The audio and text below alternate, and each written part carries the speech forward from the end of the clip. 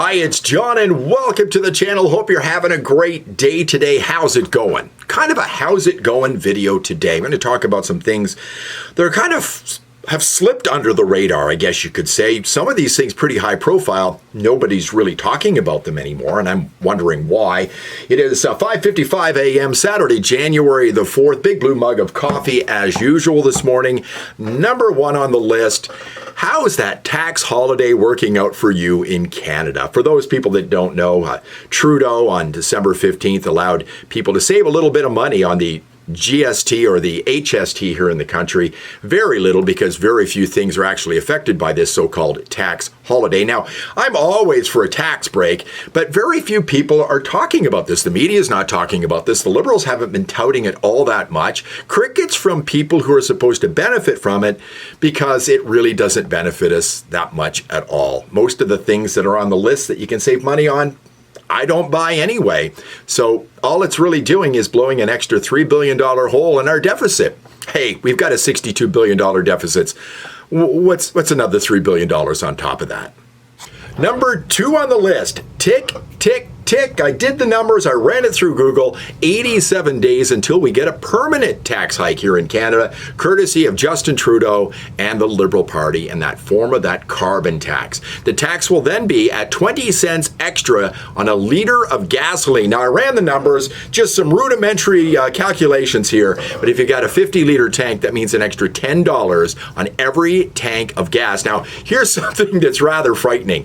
Let's look at some news stories. Now, apparently, if I remember correctly, we got the carbon tax for the first time in 2019. But here's a news story from it going up on April 1st of 2020. Here's one from April 1st, 2021, 2022, 2023, 2024, and Guilbeault says that we will not be pausing the carbon tax in 2025. Now, what is this doing for you other than raising the cost of everything? Well, apparently this is supposed to be good for the environment, but no matter how much you pay in carbon tax, no matter how much we do to stop global warming, according to the climate cult, it keeps getting worse. Isn't that amazing? Now, I have a quote, and yes, I have memorized this quote that I always remember. It's from H.L. Mencken. The whole aim of practical politics is to keep the populace alarmed and hence clamorous to be led to safety by menacing it with an endless series of hobgoblins, all of them imaginary. Number three on the list. Have you heard the latest from the CBC? You know, the Canadian Broadcorping castration? Well, apparently, CBC executives have got hurt feelings because people are critical of their executive bonuses, which amount to $14.9 million of your money. Now, apparently, the executives at the CBC are doing a bang-up job. 97% of them got a bonus this year. Did you get a bonus? Of course not. Now, there's a guy named Chuck Thompson. You're paying him. Who knows who this guy is, but he is the chief of staff to the CBC's executive vice president. He emailed out on August 12th that media coverage was very disappointing and frustrating regarding their bonuses. Well, Chuck, you know what's disappointing and frustrating? Having to pay you and having to pay for a very disappointing and frustrating cost of living in Canada. Mr. Poilievre, do what you say you're going to do to fund the CBC. Make it quick, make it harsh, make it brutal, and at the same time, no money to any news organization paid for by the Trudeau government. We cannot have an objective media, it includes the CBC, if it is paid for by the government.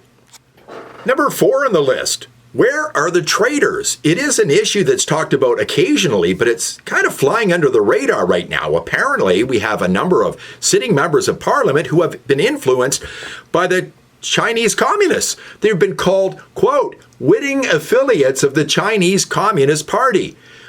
Who are they? Are people going to go to the polls possibly this year voting for people who are working for the Chinese Communist Party? Trudeau hasn't acted on this. Pierre Poilievre has to. Whether the traitors are reelected or not, they should possibly go to jail if they're found guilty in a court of law. They should have their pensions revoked as well.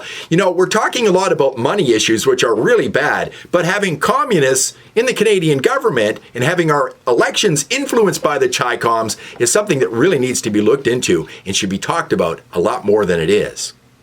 Number 5 on the list, tax hikes. You probably heard a lot about tax hikes coming this year. Payroll taxes are going up. You might be slipping into another tax bracket, so make sure you watch out for that. Alcohol taxes going up, mandatory hikes in the Canada Pension Plan, employment insurance, and of course the capital gains tax is going up this year. Now, business people say this is going to be bad for investment, bad for the economy, but no idea is stupid enough for the Trudeau government not to propose it and pass it. My question is, who voted for this in Parliament? Well, the answer is nobody. It hasn't been voted on, but the Canada Revenue Agency is doing it anyway. I don't even know how that's possible. Number 6 on the list, some good news. I got this in my inbox today from Michelle Rempel-Garner, MP for Calgary-Nose Hill. Trudeau may announce decision to leave before Monday. Now, we had heard he was going to do it on Friday. That day has passed. But as Michelle Rempel-Garner says, Canada needs the certainty a general election will provide, not more Liberal Party drama. More good news for you. Polls say it doesn't matter who the Liberals run as their leader, they're going to lose big time to the Conservatives. I still think the election will come in October. Thanks for watching. See you on the next one.